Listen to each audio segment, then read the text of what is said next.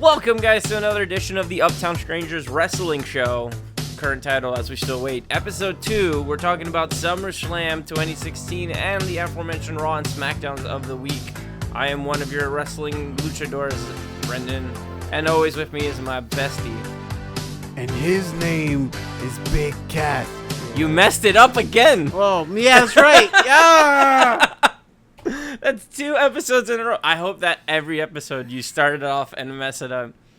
Fuck. Anyway, It's everybody's favorite Shield member, Stefan Reigns. Stefan Coulson. I thought you meant the other Shield. No. Anyway, The good Shield. so guys, we are here to talk about the SummerSlam.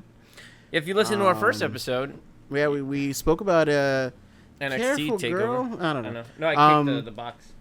We spoke about NXT Takeover Brooklyn, and we talked about how awesome it was, how great it was, how we loved it. Yeah. And now we're here to talk about something that was kind of not so great. Well, it was weird to me. It was too long. That's the biggest problem with these big wrestling shows. With it happened with WrestleMania too, where it's like, where it's like the demon escapes.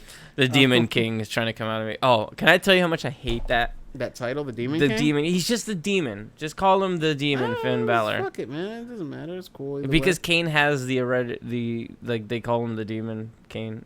Anyway, that's why it gets so confusing too. Demon King, Demon Kane. Yeah, so, well, Kane's corporate Kane now, so. That's awesome. Did you see he wrote an article? That's disgusting. He wrote, and this spit all over me. He wrote like this really awesome article for this newspaper in Tennessee. Really? Yeah, it made me laugh.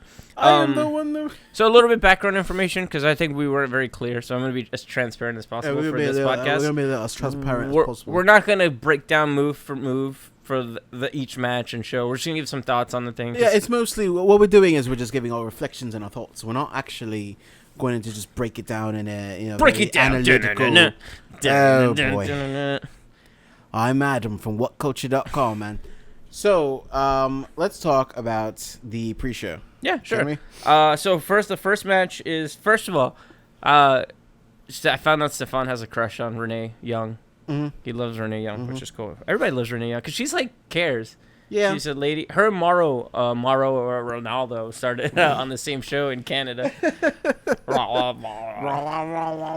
I watched some promos where he bashes WWE and curses them out, and it's some fucking phenomenal shit. It's that reason why I'm sad that I'll never get to see Kenny Omega back on U.S. soil. Oh, he's gonna be in WWE soon. He hates the WWE. He worked for the WWE briefly, Kenny and Omega. then he left WWE on his own terms. He left WWE to go to New Japan. Can I tell you something funny about that? Yeah. I almost spent $100 ordering shirts from ProWrestlingTees.com. Because Really? that's the indie shops, and they have everybody's. And I almost bought 5 Kenny Omega shirts. I almost bought a Jack Gallahan shirt. Nice. Because he says it's the perfect gentleman or some shit. And I was like, yeah, I like this. I gotta get a fucking Jushin Liger shirt before I start making them. we about to go to eBay. I need to get you a birthday gift. So I was thinking about getting you an Oscar mask. The Oscar mask, but I'll find out to get you something. Give me them AJ Styles gloves, man. That's all I need. Yeah, that's right. I forgot you wanted to. I'm gonna throw you a wrestling birthday party. We all wear lucha masks at a bar. Okay, this is gonna be your first hint, right? Okay. So I've been planning something for Christmas. This is a little off tangent. Sorry, guys. That's fine. I've been planning something for Christmas. It's gonna be a T-shirt design that I'm gonna make specifically for us. We won't be wearing it at Comic-Con because it's not necessary there. Mm-hmm. But for Christmas, it's going to be a really cool surprise for us. New Japan shirts. No, but close. Can we make a promise on episode 2? Not this year because we're not going to be able to do it. Yeah. But next year, can we go to Japan and go watch Wrestle Kingdom? Of course. That's New Japan's WrestleMania, awesome. and I would love to go do that. I'd be totally down for that. All right, so let's go back to this pre-show. But yeah, again, a disclaimer, we're not going to break down everything. We're just going to give our thoughts and talks, and we'll flush this out. And we're just pretty much going to say what just happened. Shout out to Adam, blah, blah, blah. You saw him. I did see him, which I marked out. That's one of my few mark-out moments from the weekend. But if King Ross was there. That's why if we go to WrestleMania in April, that's the other thing. We're planning to go to WrestleMania in Orlando. Mm-hmm. So come subscribe. Craziness. I might be going there and staying there for a little bit because I might go to Disneyland after that because I've never been. I to told Disneyland. you that's what I wanted to do that whole week. We'll do it. We'll show up that Monday and leave that next Wednesday or something. Yeah. Can we? Yeah. Hells yeah. We have to start planning it out now. Yeah, I'm down. Running Riley, an internet company. He's Brendan Riley. He's Brendan Riley. He is Riley. Wait, hold on.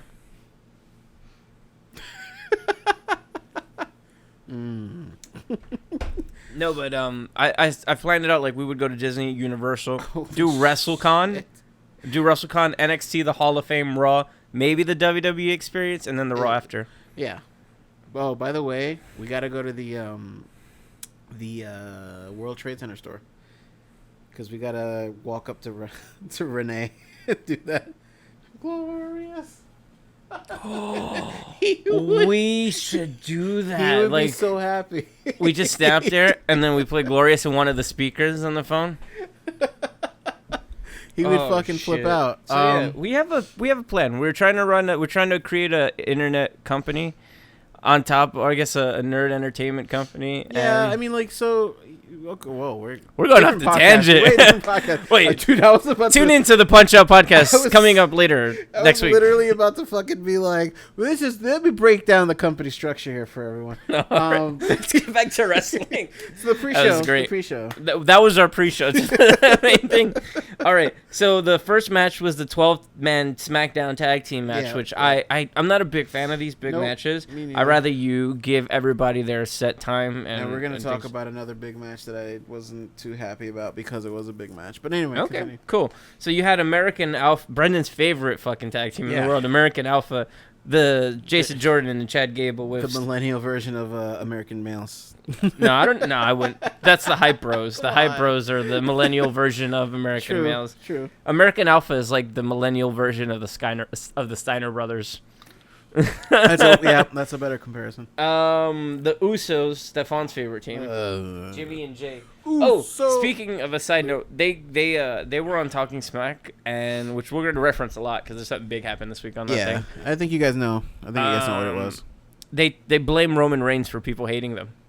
This week, yeah. Oh shit. I think they're starting to turn heel now. They're like, it's Roman's fault that people don't like us. So I was like, ooh. Man, they really... They have like a fucking diamond in the rough with fucking Roman Reigns. Anyway. I have this like feeling that you have this secret, like you want Roman Reigns to succeed. Dude, I've told you I like Roman Reigns. I'm gonna get you one of the merchandise stands outside of the Barclays Center. They had the bulletproof vest for sale. It was $50. I was like, if I bought Stefan this, he probably would wear it to work. Yeah, over your Apple shirt. I have to wear this, guys. I have a chest thing. Sorry, guys. Injured myself. What happened? I got speared. So they took on the team of Breezango, Tyler Breeze, and Fandango. Yeah. Who, you know what?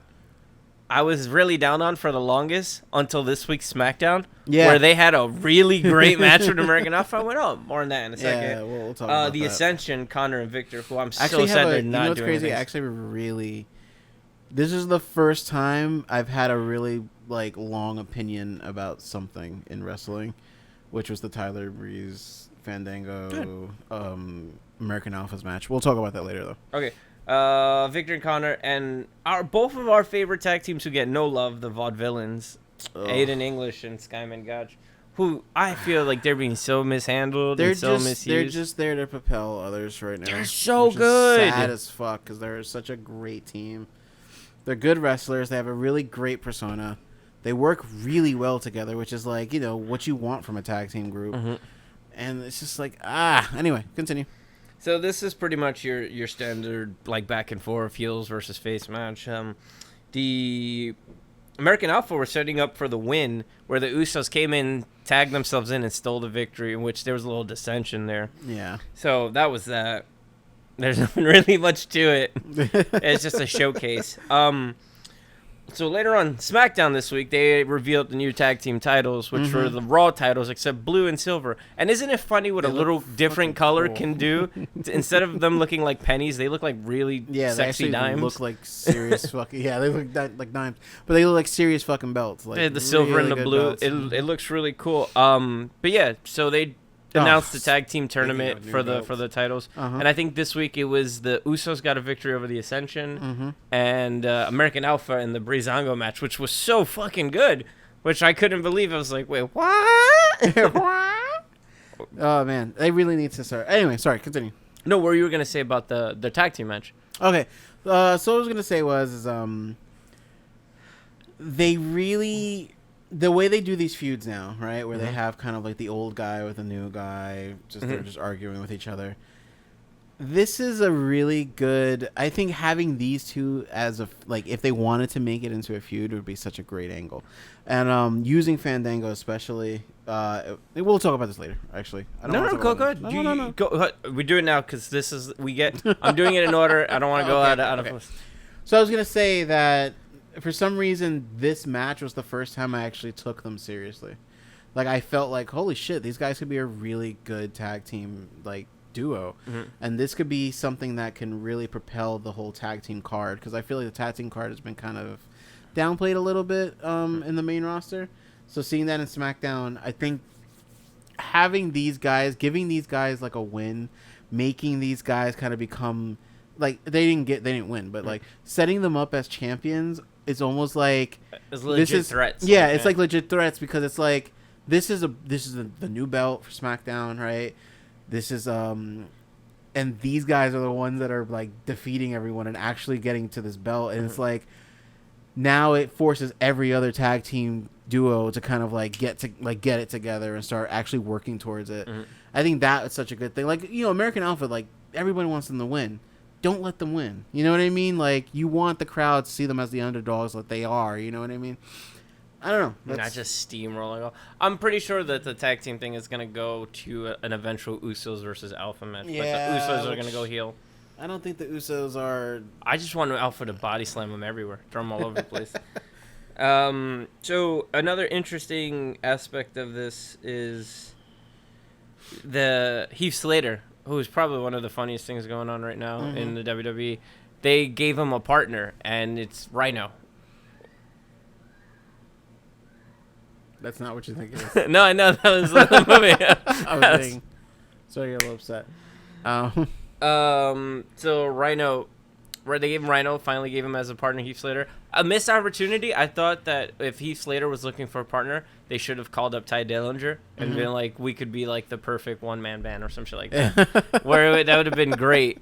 10 plus 1 is 11. That would have been like a great. You could have done a little take trick. it to 11. Spoiler, you know who their first tag team is? It's not really a spoiler, but it was announced that the Headbangers are making a return to the WWE. If you don't know who the Headbangers are, they were a tag team in the Attitude Era who would come out in Marilyn Manson shirts. I remember. Mosh and Thrasher, and I fucking legitimately was like, no shit, that's dope.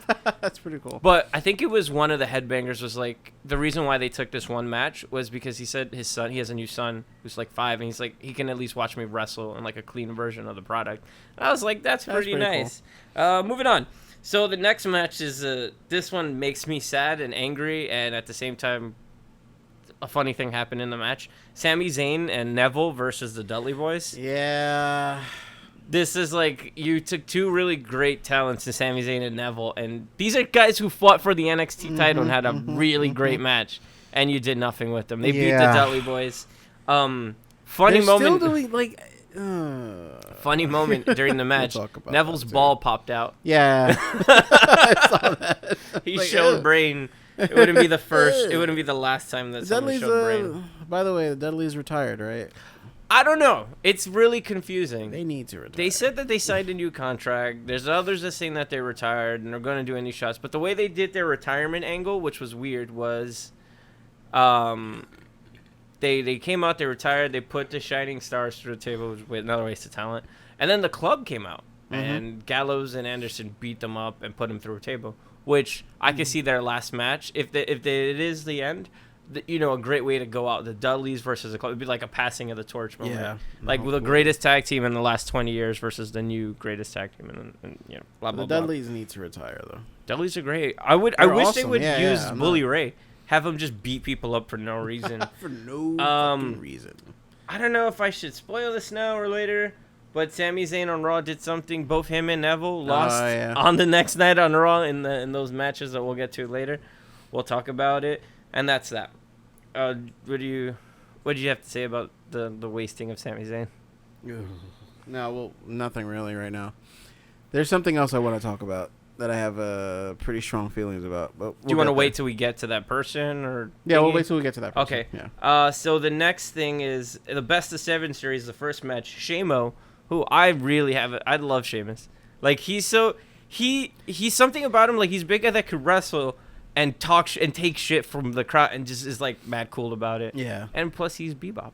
So Well, there's which that. I heard he was actually pretty good in the movie. You didn't see the movie yet? No. Is he? I haven't seen it Oh, either. okay. I thought you would have. Torrent. No, they had a very hard-hitting match. And then Cesaro, who makes me fucking sad that they don't do anything with Cesaro. Cesaro is the best person, like, ring-wise that they have. There's a lot of people. I think that's going to be that's really but yeah, they had a hard-hitting match, and I don't mind watching these guys fight 6 more times. Mm-hmm. Sheamus gets the win with the bro kick, fella. See what I used to do when I had sex? I'd be like, fella! No, I'm joking. That was never a thing. I feel like you did, and you're just trying to So the show opens up. Our boys, Enzo and Cass, start off the thing. Oh, you're rolling your eyes. Oh, man. Are you over Enzo and Cass? I love it. Like, you know me. I like the really showy stupidity of, like, any sort of entrance. Like, I love the fucking vaudevillains, for fuck's sake. But, like, the men are here. But that was a gunshot. So what we got, right? Mm-hmm. What we got was Enzo and Cass coming out and in my opinion, taking a step back, making all those stupid New York references, which is, the dumb shit they do and all. But I don't know, something about it starting to feel a little tired.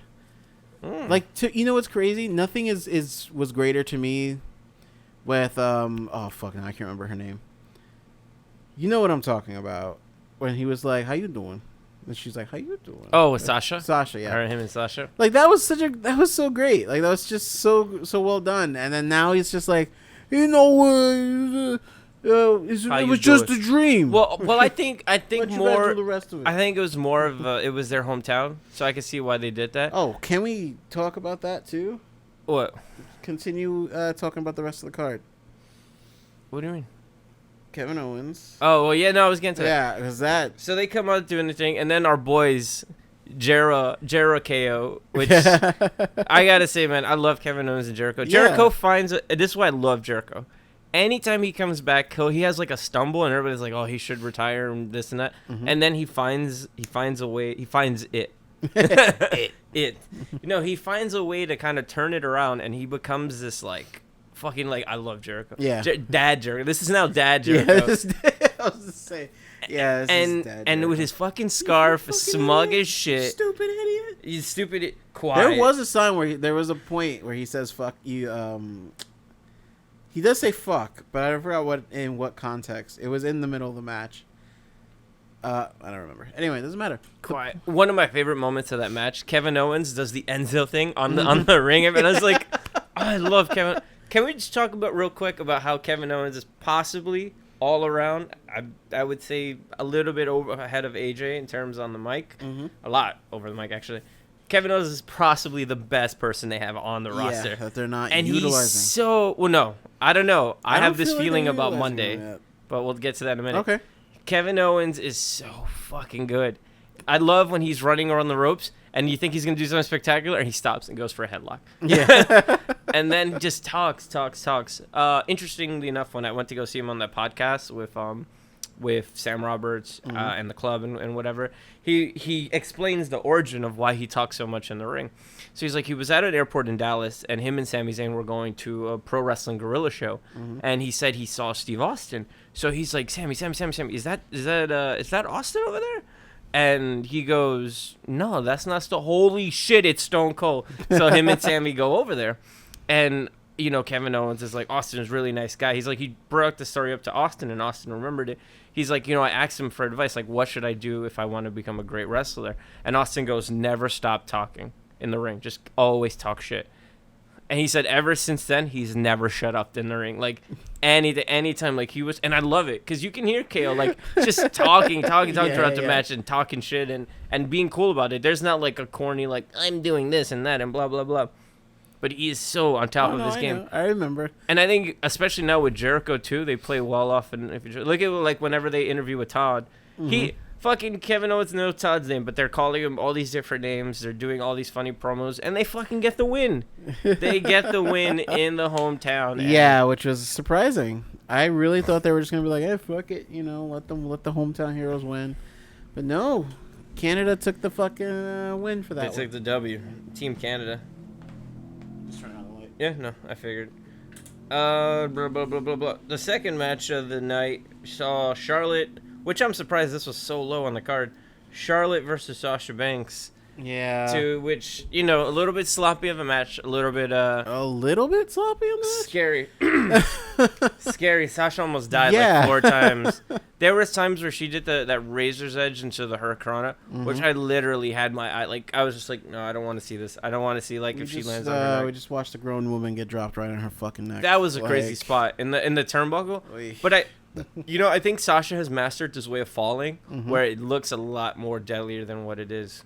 Because she's so, like, lanky and small. Still, I mean, do you really want to see that? No. Like, some stuff, like, I'm not a big fan of that. Like, I stopped watching wrestling near the end of the Attitude Era, you know? So, for me, seeing this PG era was like, I'm not all into it. But we'll talk about the main event. And how I kind of did a 180 a little bit. I felt the same way.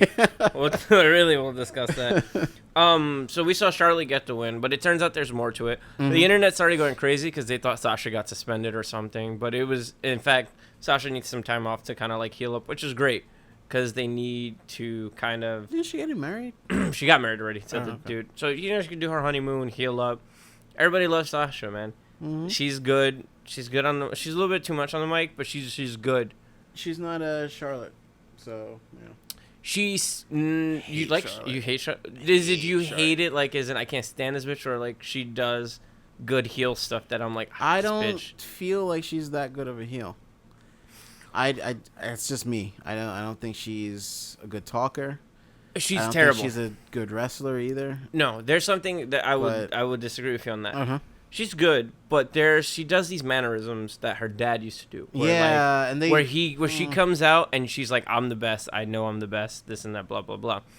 Somebody made a great observation. I know. Somebody made a great observation that was a powerful one. That Sasha Banks, who's like Eddie Guerrero's the reason she got into wrestling, this and that, and she says she handles herself like Eddie Guerrero, like the way she sells, the way like even out after the match, she's like. Everybody loves her for it. Yeah. And that's why they want her to see her heal up and come back and, possibly be heel and attack Bayley. That would be dope. Go ahead. I was going to say, who's the Hart chick? She's from the Hart family? Yeah. Don't like her either. Ooh. Why is that? Oh, we'll get to that during that match. We'll get to that. So, I forgot what I was going with this. Next night on Raw, Sasha's not there. Charlotte's talking shit with Dana Brooke, who's useless. Yeah. And lo and behold, Bayley gets one more great moment in the Brooklyn crowd and gets a cheer. She makes her debut. Doing my wacky fucking wacky inflatable flailing arm waving tube man. But she gets her stuff done. Bayley makes her debut. Everybody's happy. I'm happy for Bayley. You know what's sad? I hope it just translates well for her. Again, I'm going to say something you never thought you'd ever hear me say. I'm happy for Bayley too. You want to see her succeed. I want to. She's like everybody's NXT little sister. It's like, you can do it. See, I didn't want her to be that for me. I really didn't. But I wanted Asuka to be the... killer. What do you say? Not literally. I didn't mean literally. I wanted her to be my hostage. I wanted... No. This is what I wanted. This is what I wanted to see happen. Botch. I know, like, in all honesty. Yeah. I wanted to see Asuka beat the shit out of Bayley so bad that when she joined the main roster, you questioned whether or not she was going to be heel or this, like whether she was going to keep her, like, I'm going to hug you kind of thing, or if she was going to be like, hey, guys, like, everyone should be happy and cool, and then as soon as they turn around, she's like, I'm going to kill all of them. because she's just been turned like. I want Asuka to. Doesn't matter. Anyway, sorry. Continue. After that match, we get a video backstage of AJ meeting up with the club again. Yeah. And then they super tease the Bullet Club when they bring Finn Balor into the picture. Yeah. And I love it when they're like, and Finn they're like, what? And they're like, whatever. And it's like classic heel stuff. I love it though. I love all of Dim's. The next match we have is, and this one's gonna be a little bit lengthy. We're gonna talk about something that happened afterwards. Yeah. The Miz versus Apollo Crews. Yeah. Miz versus Apollo Crews, which was actually not a terrible match at all. Actually, no, I wish they would. They need to give. So Apollo's good in the ring. He's fucking amazing. He's good in the ring. They just need to add that little bit of sazon to give him that flavoring. Yeah, they do. The wrestling show sponsored by Goya. You know, it's the thing about Apollo Crews is that I don't feel like you're right. I don't. He needs that little. He needs something. There needs to be like a little spice added to him to give him that kick. He's like plain generic. Like he's kind of, and I hate to say this, he's like great indie generic wrestler, and he kind of just doesn't. There's nothing that like I'm like, oh, okay, this is good. This is not what I want to see. This is gonna be fucking good. No. Give it to the Miz, man. The Miz, whoever you put him in the ring with, he finds some way to get a good match out of him, and then leads to another victory cleanly. Doesn't cheat. He won. How about that? Oh yeah. Let's see what happens when he talks about it. So, on Tuesday's Talking Smack after the show, our boy Daniel Bryan's talking with the Miz, and he tells him flat out, "You are a coward for how you wrestle in the ring. You're a boring wrestler. To which you're a coward. Apollo Crews may have lost, but he's the better wrestler." And it's like, the Miz loses his shit and calls Daniel Bryan out for being unsafe, for missing time, for him going, "I've been in the ring for 10," which is a lie because he leaves to go film movies every once in a while. But I see where he gets on that one. Yeah. He legitimately tore that man a new asshole. And to a point in which Daniel Bryan leaves. He walks away. And he's like, "Go ahead. That's what you do. That's what you always do." If you can, I don't know if you can, or we'll do this without WWE taking the video down. Yeah, because you could splice the audio from that. Maybe. We'll see. Just play it in like slower version. Because I do my research, man. I don't just go into things blindly. Because when we want to do if we want to do a Nintendo video, I know what we need to do. Yep. But WWE is very, very. Oh yeah, no, I know you don't have to tell me. Like even just talking about it, I feel like we're gonna get taken down. Yeah. All right, so in my opinion, The Miz has a point. The Miz has a fucking great point, which is insane that I can't even say that. But you know what? I give Miz credit. Because since day one, there's a really excellent Miz promo that I'll show you eventually one day, where he started. This is after he won the U.S. belt. His first thing was about he was in the locker room and he's eating like a chicken wing and he has a bag and he's walking from the backstage and he's like, damn. He's like, I get something to drink. He's like, this is where I started. I was here. I couldn't change in the locker room because I ate chicken over somebody's back. That's why I was laughing because when you say he was eating a chicken wing, he's like. They made me change in the fucking bathrooms, this and that, and look at me now. I'm the champion. I'm this blah, blah, blah. Then even his WrestleMania, the one WrestleMania main event that everybody gives him shit for, he fucking does this really awesome promo to Nas's You Can Hate Me Now, where it's like, look, I started as a reality star. I started this. You guys all didn't think I could be here, and I'm here. And he had a match with John Cena. He technically has a win in WrestleMania over John Cena. So... I mean, The Rock came out and cost him the match, but that's not the point. The Miz has always kind of been like this underrated guy that everybody gives shit for. And look he has a point. He wrestles a safe style. He doesn't get hurt. He doesn't have to worry about his future or anything like that. And I like it. I have this theory that they're setting up a Daniel Bryan return. Like they're gonna clear him for one match against the Miz. He'll beat the Miz, blah, blah, retire. Yeah. He'll do the Ric Flair wrestling thing where they always retire. I forgot what I was going to say. What happened? Continue.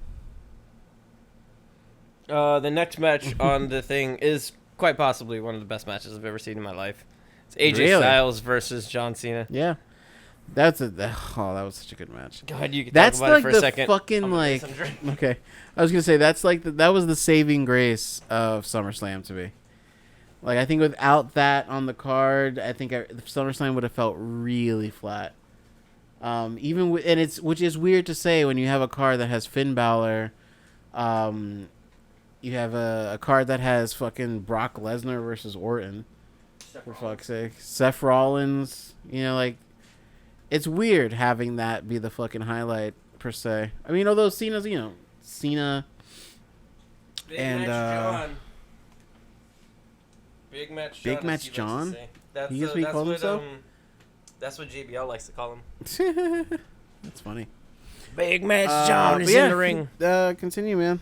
No, that match was so great. It was a great back and forth basing from when AJ got in the ring. It was like, come on, let's go, let's fight, let's go. You don't know how to wrestle? We can do this. And the moves, all the selling of the moves and the kicking out, and especially the finish. Nobody kicks out of Super Cena's Super AA from the top rope. Yeah. And then he did his forearm smash a couple times, which was quite fantastic for the win. And AJ... Again, it was a fantastic match. Those guys work very well against each other. I seen them in the house show, and they worked pretty well there. On top of that, they fucking killed it, man. And then Cena left his little armband in the ring. So yeah, now AJ Styles uses it AJ's as wearing a symbol everywhere, which is hilarious. Changed his colors too. Yeah, that's pretty funny. Oh, the crowd was so lively for that, but then that's where the show kind of turns. To die. The crowd dies. They get so tired from that. But on SmackDown, AJ has an amazing match with Dolph Ziggler. That's the one I wanted to talk about. Good. So I wanted to talk about that angle about like just Ziggler in general. All right, we'll get to that. Yeah. We'll get to that in the championship match. The next match we have killed the crowd. It was the New Day versus the Club, which on paper sounds a lot better. But it was awful. They used Jon Stewart again. Yeah, I was gonna say we all love Jon Stewart and all, but Jesus, there needs to be a time and a place for everything, man. Yeah, it's awful. That was uncomfortable and stupid to watch, and the ball side is, and it was an embarrassment, especially with two good teams. Which I hope that the club gets better things in the future, and the same thing for New Day, because. There needs to be something, but I love Biggie. Yeah. For some odd reason, Biggie kind of saved it when he drank the ball juice. Yeah, which was hilarious. Everybody was like, "Oh!" And Biggie was like, "Ah!" Which I love. Biggie just is like makes you sexually uncomfortable. Yeah, I know. It's like, but it's funny in a good way.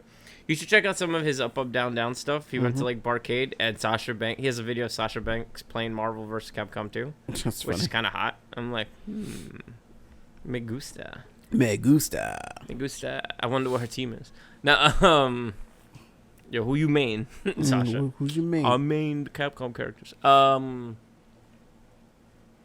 Jesus Christ, Jimmy, stop texting me. What was the next match? Because that match was weak. It was nothing there. It was nothing to say. The next match was... Oh, damn it. Stupid Brendan. It was your favorite match, Dean Ambrose versus Dolph Ziggler for the champion. Go ahead. I want you to rant. Okay, so that match was just fucking terrible to watch. I like Ziggler as a wrestler.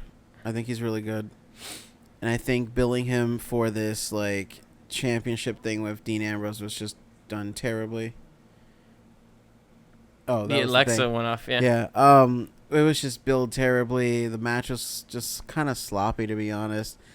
I don't think Ambrose needs that kind of feud. I think Ambrose needs a very different kind of market to compete for the title.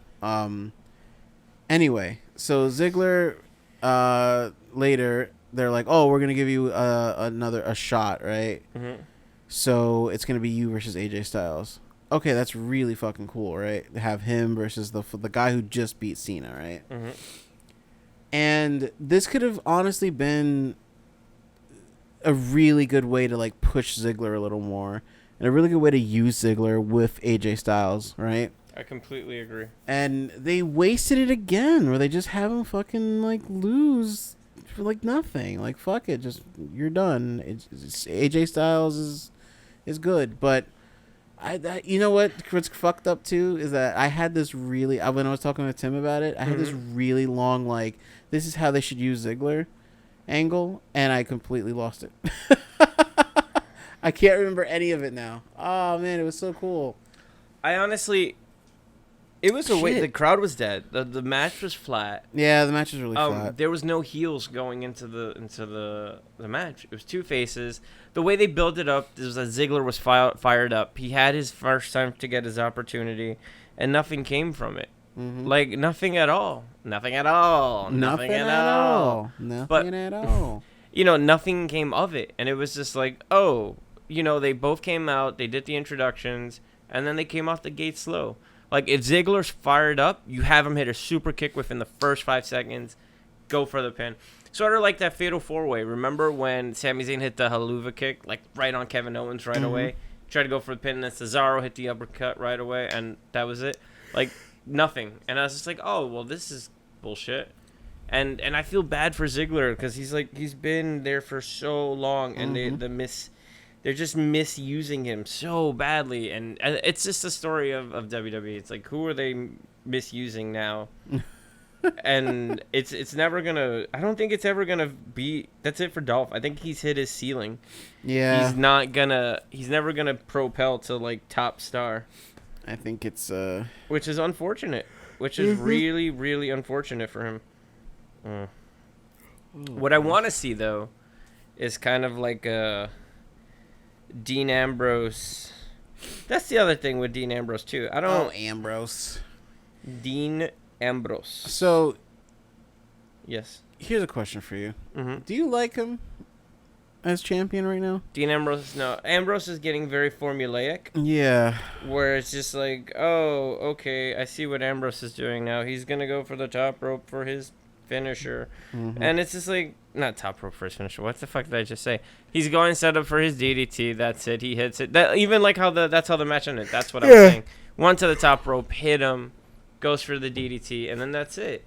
And I was like, oh, it was. I just don't get why the match felt so flat to me.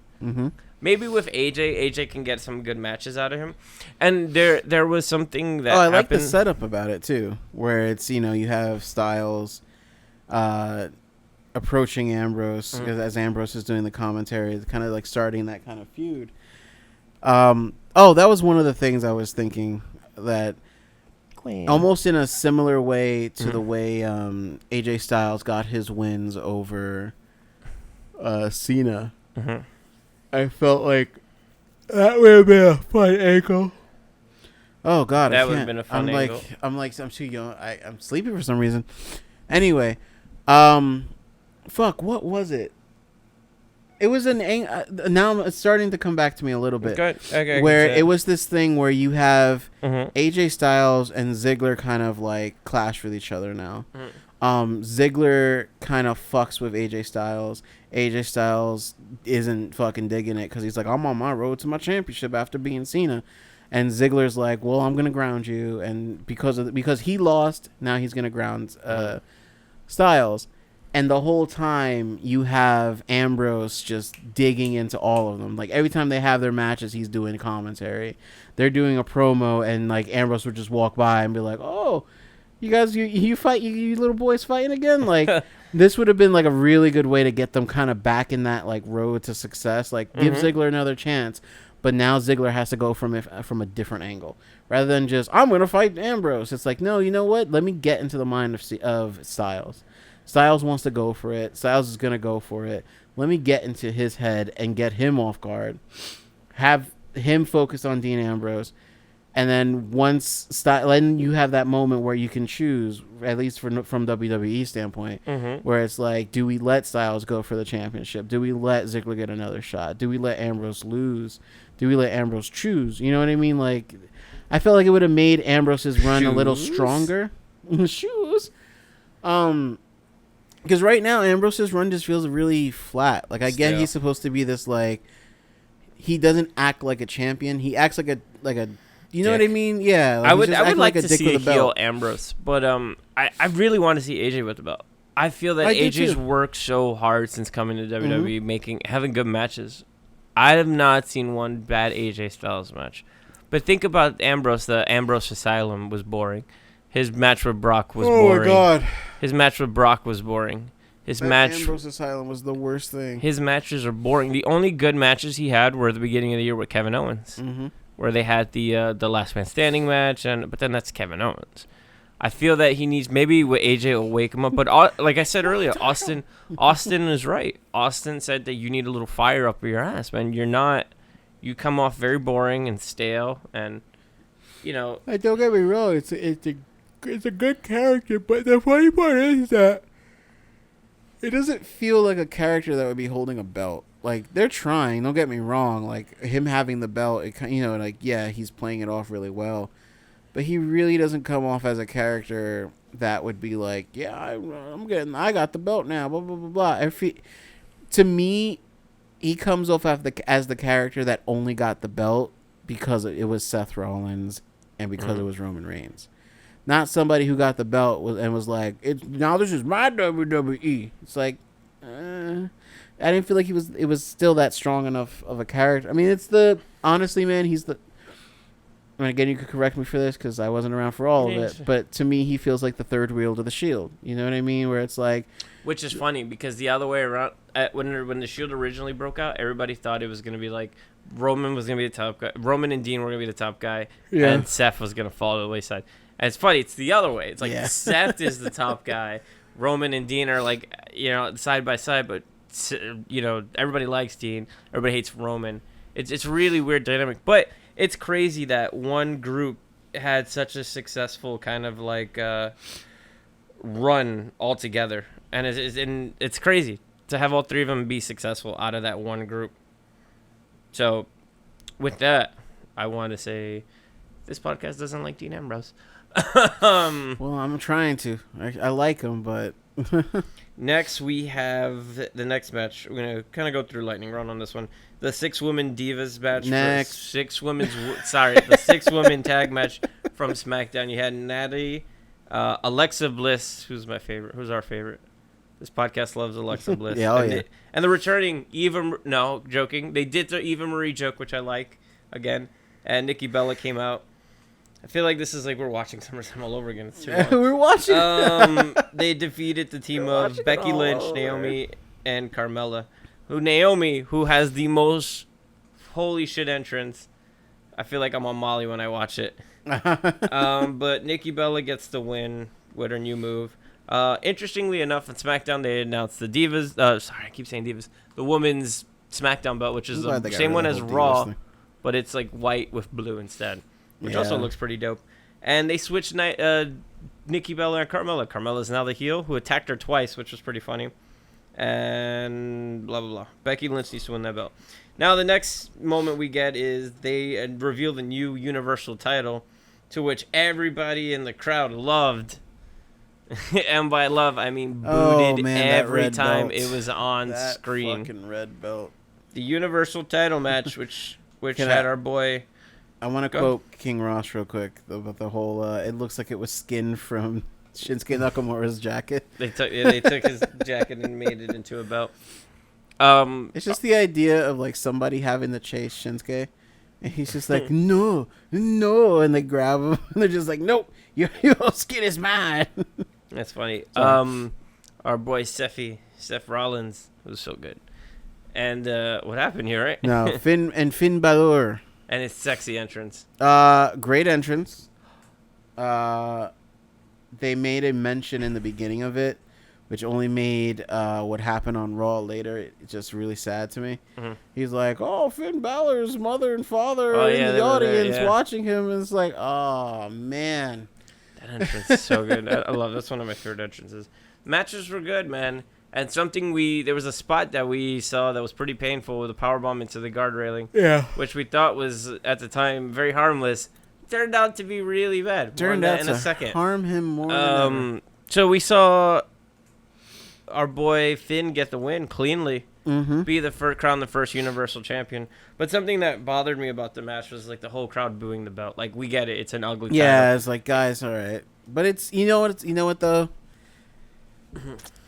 I think I'm not gonna speak. I can't speak for the crowd. That's impossible. But it's just like that. Like Finn Balor, great wrestler. Seth Rollins, great wrestler. They both have this like long lineage together.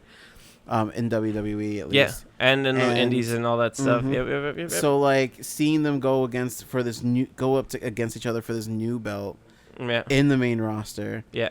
And the belt looks like shit. Yeah. It's like that's got to be a kick to the nuts. Like it is, but it's just like Seth said on Twitter. He's like, it really the belt doesn't mean anything more as more as the people fighting for it. Yeah. So he has a point, man. Like it was a really good match that was ruined by the crowd thinking about themselves. Yeah. And being like, oh, this thing was shit. It's whatever.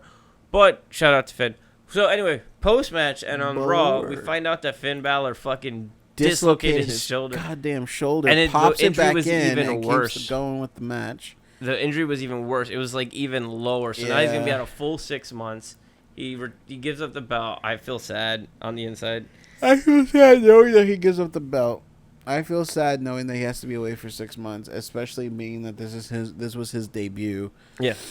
So interestingly enough, Daniel Bryan had an interview with Michael Cole, and he said that he feels that Finn should have been up a lot sooner than when he was. Same thing goes for Shinsuke and Joe. He's like, they should be up already, this and that. But it was just Daniel Bryan talking out his ass. Yeah. Anyway, so they announced a Fatal 4, a series of Fatal 4 matches to be a Fatal 4 next week. Kevin Owens beats Neville, which is dope. Sami Zayn loses to Seth Rollins, unfortunately, and Seth Rollins goes to, the match. Yeah. Big Cass upsets Chris Jericho. No. Who did he beat? He didn't beat Jericho. No, Roman Reigns beat Jericho. And boo, Roman's back in the title picture. Well, that's the next thing you got to talk about. Yeah, soon. Who did Big Cass beat? Roman Reigns. Oh, he beat Rusev. Because Rusev, and this is going to go to the next match too. So anyway, he beats Ruru. Big Cass versus Rollins versus Owens versus Reigns next week. I think they're going to give Kevin Owens a belt. You think so? I really think they're going to give him the belt. I feel like it would be wrong of them to give it to Roman. Actually, you know what I think is going to happen? I think Rusev's going to attack Sami Zayn. And Rusev's going to attack Roman. And Sami Zayn's going to take his place. Which would be dope. Yeah. Anywho. Yeah. Oh, God. I can't stop yawning. It's a long night. So let's talk about the worst non-match of the night. Yeah. Can we? Yeah. Rusev and Roman have this thing. They fight, blah, blah, blah. Match doesn't take place. That's it. I could care less. It wasn't a big deal for me. Actually, they should really... There was this idea I had where it was like they got Alexa Bliss, they're redoing the whole women's title thing, and they have the Universal belt. Dean Ambrose has the fucking championship belt, and I was thinking like with all these new people coming in, especially with Roman Reigns having the fall from grace that he had, and going against for the U.S. title. And the Miz with the Intercontinental, I was like, how great would it be if they just had like an entire stable of heels possessing belts, and they just become this like they turn the WWE into this nightmare for anybody who's a babyface. That you know what that sounds like? What? The New World Order. Yeah, exactly. I was like, are you just telling me you want to see the NWO again? Hell yeah, who doesn't? Well, I had this theory about an All Japan stable, which would be dope, where you get like Nakamura, Kota Ibushi, Asuka, and they just beat people up with their kicks. Atami with the kicks, and they beat the shit out of everybody like that. And it's run by like Funaki. No. Like Tajiri comes back and is like back in it again, and you think, oh, you also throw in Tozawa. Like you can do a bunch of like it'd be a crazy stable. But I like that. That Roman Reigns thing was a fucking wash. It was a stupid thing. That's why I think Rusev gets his revenge this week. Knocks him out of the thing. It's crazy, too, because, like, you could do... I know you have some good stuff near the end of your match, right? You can re-hype the crowd. You can re-energize the crowd. and it's just like it from one after the other just drained them more and more to the point where there's like they didn't care anymore. I think that it was like 6 hours of wrestling at that point. Yeah. Everybody was dead. Speaking of dead, our main event saw Brock Lesnar versus Randall Orton, and what was a very boring, formulaic Brock Lesnar match, but got super violent by the end. Did you see the video they made with the Simpsons? Where he's like, he's dead. He's already dead. Yeah, for me it was another very boring, formulaic Brock Lesnar match. Well, it was. Here's the thing, like they're billing this guy. He's the Beast, obviously. He's coming from MMA. Well, coming back from MMA after being suspended, but we won't talk about that. Going against, the Legend Killer, the fucking Randy Orton, which is great. That's a cool idea, especially for a gross match. That's good, and I think that could have been a great match. That could have been a fucking awesome match. Yep. And to be completely honest with you, I was actually on board with it, even seeing Orton being thrown around like a rag doll through most of the match. And then seeing the RKO on the announcement table, I was like, okay, now we're getting, now it's going to start bouncing back. This is going to be great. And, dude, as I was watching it, I was like, this isn't wrestling. This isn't even a wrestling match anymore. This is just a straight violent beatdown of somebody. So, once Brock takes off the gloves, you already know this is not going to end well. It wasn't. He fucking busted him open. Dude, he elbows him. Which is a bad move, by the way. Yeah, I'm like, why would you elbow him? Like, even in, like, MMA, you don't fucking just start throwing elbows like that. Like, man.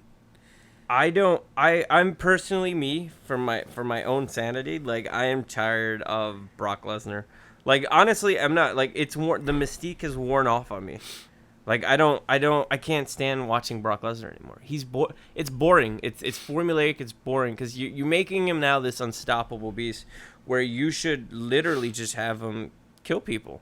And he doesn't anymore. It's just like, I mean, he does kill people, but he I don't know. He's just like stale. He's a stale. I think part of the problem is the fact that he keeps coming back and leaving and coming back and leaving and having these like, and then they always bring matches. Him and subpar matches, and they bring him back as the Beast and this killer, and it's like, but that's not what we've seen so far. It's how I felt after the match where he beat Ambrose. I was like, oh, that was good. I don't have to see Brock for a couple months. Comes back, still just straight up garbage, and I was just like, ugh. I'm tired of it. Stop giving me this. And funny thing is, like, everybody's always like, I want the Attitude Era back. I want the Attitude Era back. This and that, blah, blah, blah. And then when happens is a man gets busted open, showing brain, and is bleeding all over the place, and nothing. I'm like, I don't want this. This is disturbing. Yeah, it's like, this isn't. A lot of people. Because you know what it is. They've molded. They've molded the whole thing to be kind of like, okay, well, we're in the PG era, right? Mm-hmm. So how do we have matches that don't have to have all this bloodshed and don't have to have this brutality anymore? Mm-hmm. And they found, honestly, a good balance. You know what I mean? You have people like Shinsuke Nakamura who are just great personas. They do hard heavy hits, but, nobody needs to fucking blade themselves right now to do it. And then suddenly, like, it just jars you back into, like, the Attitude Era where it's just like, okay, fuck, this dude's skull's open, there's blood on the mat again. Now knowing what, and it's like, the potential that we've seen so far and then just kind of reverting back is like, maybe we didn't need that, actually. Yeah. We don't need all the senseless violence anymore. When I was showing Daniel the match, I was like, dude, you gotta see this match. It's weird. And we're watching it, and he's like, oh, this is crazy. They go out the ring, and there's these two little kids watching, and they're like, oh, that's crazy. And I was like, remember those two kids later. Just remember them later. It's sort of like Adam from What Culture, and a couple people, too, at the Barclays that went there was like, it was very mum. Because there's people that went to NXT and went to SummerSlam, where it's like, at the end of NXT, everybody's feeling good, and they're happy, and they were hyped. Everybody's singing Nakamura's theme. They're singing Glorious. They're chanting NXT. and it's a feel good, like you feel good leaving the arena. Yeah, But you they said feel like with a wrestling SummerSlam, fan. they said it was real quiet. Nobody, you didn't feel good leaving that arena. Oh, You especially weren't after, chanting. Yeah, it especially was just with like that ending. No, it was like that, and then Shane McMahon comes out to get F5, which I think they're setting up Shane McMahon versus Brock Lesnar, Oh. which not going to be good. yeah, But it's sort of like you built this up, and it's like you're slowly going, and you're out, and now you're just like, I don't care for it anymore. that was not the match. I understand why they made that the main event, but that was definitely like the way it ended was not the way. I honestly think they made should the have main ended event. with Finn and Yeah, that would've been Finn a and Rollins, stronger and it would have been a finish. great way to be like, Finn is our guy now. Mhm. This is us pushing him. You know, or even AJ versus Cena would have been dope. With AJ winning, because then you have Cena put down his wristband things and he leaves, and that's it. Feel good. That's feel good moment. But that's why I think because when right after SummerSlam, right, people kind of had this thought where they were like, "Oh my God, was that part of the script? Was Brock Lesnar supposed to split his skull open and stuff?" But when you watch it again, like when you watch it over, it's like more than likely what happened was they were like, "This is going to be the match. Brock's going to beat on you for a little bit." And I'm gonna go home and lay on my wife. like now. he's literally gonna, like he's literally gonna beat. So here's what's happening. We're just gonna let Brock do whatever the fuck he's gonna do to you at this point. Are you okay with that? And Orton's like, yeah, sure, fine, whatever. That sounds great. You shouldn't be. And then fucking this guy throws a goddamn elbow and cuts his head open, and then that went completely wrong. Now, Yeah, it did. here's the thing. If you have Brock beating the shit out of Orton, right? And if that's what they planned for and wanted to happen, not the blood part, but just the beating of Randy Orton, the beating of Randy Orton, Straight murder of Randy Orton. do you really follow that up with another match? Like, that seems like such a closer. Yeah. Which again, like, yeah, it makes sense to have that as a closer, but like, fuck, that went south bad. Can I say that I have a newfound appreciation? I mean, I've always had it, but it's even more now for John Cena. Like, Really? everybody, think about it. Let's talk about the John Cena character for a second. No, either love him or hate him, right? There's no in between. But the SummerSlam ending was one of the first times that I could recall everybody in arena standing up and cheering for John Cena. For like the nice badass match that you did. That's in the room. What is that? That's in the room. Is that the Alexa? I think that's Alexa.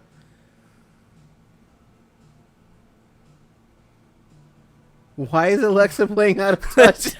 Are we out of touch? Oh my god. It's playing us out. That's really weird. Wait, I gotta see it. That's so weird. That's so weird. Oh my God. You got to keep that all in the podcast. That was amazing.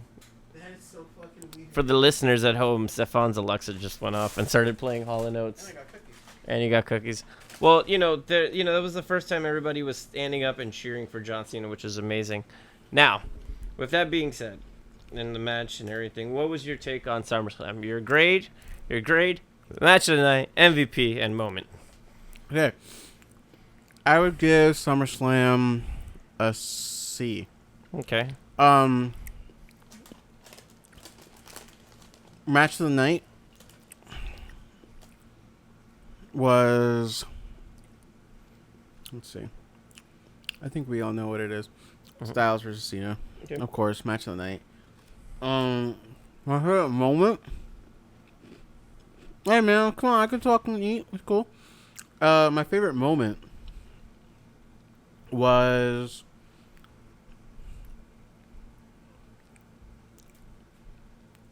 Finn Balor's entrance. I like seeing Finn Balor. I like him. That's a sexy guy, man. He's a really good-looking dude. Seeing him come out and seeing Rollins on one side of the ring and Finn Balor on the other side Demon in Finn the Balor. corner, Yeah. just staring him down. Awesome. MVP of the night, Randy Orton for surviving. You're the real MVP, Randy. All right. I would give mine. I would give SummerSlam a B-, just cause it was a good wrestling show. However, the stupid angles and the silly finishes kind of like tapered me off by the end. It was such a long night of wrestling. Mm-hmm. 6 hours plus the 3 hours before the day previous with NXT, and then the 3 hours for Raw, and then the 2 hours for SmackDown, and then the 2 hours for NXT and the CWC. It's a lot of wrestling in a week. Mm-hmm. We'll do a separate CWC show later. CWC was pretty good though. Oh, it's so fucking good. my MVP of the night is gonna be a tie between AJ and John Cena. Match of the night, AJ, John Cena. And my favorite moment was seeing Sasha Banks not die. Because she got back up. That shit was scary. That fucking when Charlotte dropped her and she landed on her neck. Mm-hmm. Oh boy! But with that, we're gonna bring you more. Probably a wrestling show every week, maybe. Depends. We'll see how it I goes. like talking about the wrestling. The wrestling. Yeah. As always, you can like, comment, follow, and subscribe to us here on YouTube. Follow us on Twitter at Uptown Strangers. If you have any questions or comments, or if you have any wrestling questions, want us to answer any questions, email us at uptownstrangers@gmail.com. We have an email address and we don't use it. Email us at uptownstrangers@americanmails.com. Oh, uptownstrangers@gmail.com. Watch. Porn site. Probably. Watch all our other videos. And as always, don't forget to watch out for Brock Lesnar's elbows. Oh my God, no!